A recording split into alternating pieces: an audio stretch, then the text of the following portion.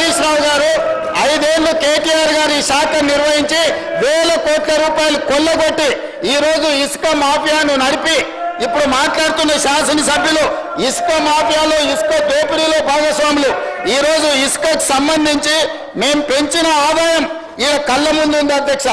ఈ రోజు మేము పెంచిన ఆదాయంతో రాష్ట్రానికి పెరిగిన ఆదాయం టోటల్ గా నేను ఇప్పుడు చెప్తాను అధ్యక్ష. ఇసుక శాండ్ది 2024-25లో 721 కోట్ల రూపాయల ఆదాయం ఉంటే ఈసారి మేము 25-26లో 972 కోట్ల రూపాయల ఆదాయాన్ని పెంచి 35% ఆదాయాన్ని పెంచిన అధ్యక్ష. ఇసుక మాఫియా నడిపింది వీళ్ళు, దోపిడీకి పాల్పడ్డది వీళ్ళు. ఈ రోజు వాళ్ళే అంటున్నారు కన్స్ట్రక్షన్ కుంటుపడింది, రియల్ ఎస్టేట్ దెబ్బతిన్నది. మరి రియల్ ఎస్టేట్ దెబ్బతింటే ఇసుక ఏమైనా బుక్కుతున్నామా అధ్యక్ష? ఇసుక ఏమైనా వండుకొని బిర్యానీ తింటున్నామా? ఆనాడు మేము 2024-25లో తీసుకొచ్చిన ఆదాయం కంటే మేము ఈరోజు 35% పెంచినాం అధ్యక్ష.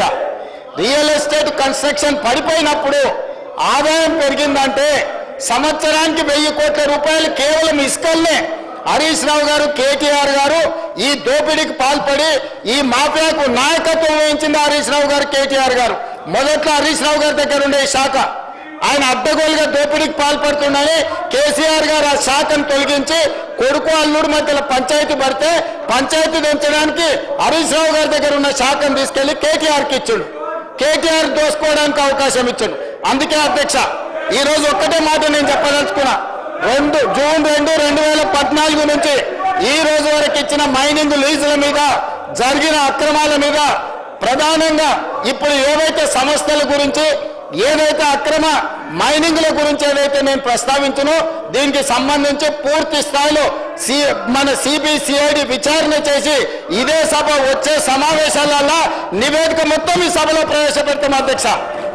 ఇవాళ వాళ్ళ దొంగతనాలు కట్టుబడుతుందని ఇవాళ వాళ్ళ దోపిడీని నిలువరించి ఇసుకలో ఆదాయాన్ని పెంచి మైనింగ్లో ఆదాయాన్ని పెంచితే ఈ రాష్ట్ర ప్రభుత్వానికి మంచి పేరు వచ్చి గత 10 సంవత్సరాలు వాళ్ళు పాల్పడ్డ దోపిడీ ప్రజలకు అర్థమవుతుందని చెప్పి ఈ ప్రభుత్వం మీద బురద చల్లడానికి లొంగని ఆరోపణలు చేయడానికి ప్రయత్నం చేస్తారు.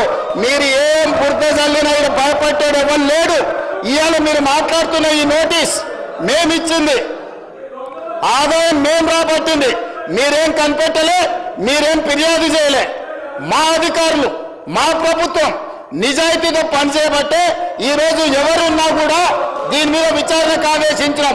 నేను ఈరోజు వాళ్ళు ఉన్నారు వీళ్ళు ఉన్నారు మంత్రులు ఉన్నారని ఉన్నా లేకున్నా వాళ్ళ పేర్లు తీసుకొని వాళ్ళ మీద బురద చల్లి మానసికంగా వాళ్ళని ఒత్తిడి చేసి బ్లాక్మెయిల్ చేసి భూములు రాపించుకుందామనే ఇట్లాంటి పప్పులు ఉడకవు అధ్యక్ష.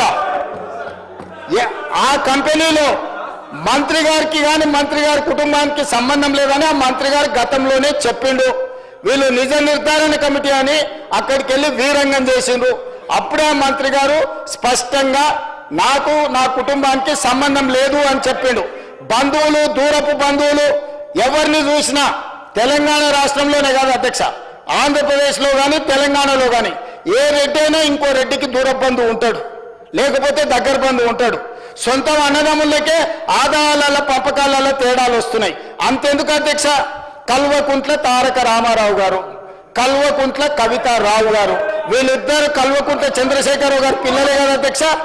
ఆదాయ పంపకాలలో తేడాలు వస్తే సొంత చెల్లినే ఇంట్లో నుంచి మెడలు వాటి బయటకు నెట్టించారు. సొంత అన్న చెల్లెలకే ఆస్తి తగాదాలుంటే పొంగులేటి శ్రీనివాసరెడ్డి పొంగులేటి కుటుంబ సభ్యులు ఎవరికో బంధువులకు వ్యాపారం ఉంటే పొంగులేటి శ్రీనివాసరెడ్డికి ఏం సంబంధం అధ్యక్ష? మీలాగా సొంత చెల్లెని ఇంట్లోకెళ్ళి ఎలగొట్టి పార్టీలకు వెళ్ళి ఎలగొట్టి దోపిడీకి పాల్పడ్డ మీరు ఈ రోజు వారి బంధువులకు దూర బంధువులకు వ్యాపారం ఉందని చెప్పి శ్రీనివాసరెడ్డి గారికి ముడిపెట్టి శ్రీనివాసరెడ్డి గారిని బెదిరించి లొంగ తీసుకోవాలని ఏదైతే ప్రయత్నం చేస్తుందో ఇది దిక్కుమాలిన చర్య. ఇలాంటి దిక్కుమాలిన ప్రయత్నాలు చేయకండి.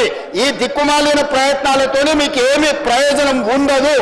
కాబట్టి నిక్కచ్చిగా ఈ ఇసుక మాఫియాలో కానీ లీజుల మాఫియాలో కానీ గతంలో ఫైన్లు పెనాల్టీలు వేసి వాటిని తగ్గించి వాళ్ళని పార్టీలోకి చేర్చుకొని తిరిగి మళ్ళీ తొలగించాలని చేసిన ప్రయత్నాలన్నిటిని కూడా ఈ విచారణ ద్వారా నిగ్గు తేలుస్తాం, ఒక్కరొక్కరి సంగతి చూస్తామని చెప్పి తమ ద్వారా తెలియజేయదలుచుకున్న అధ్యక్ష.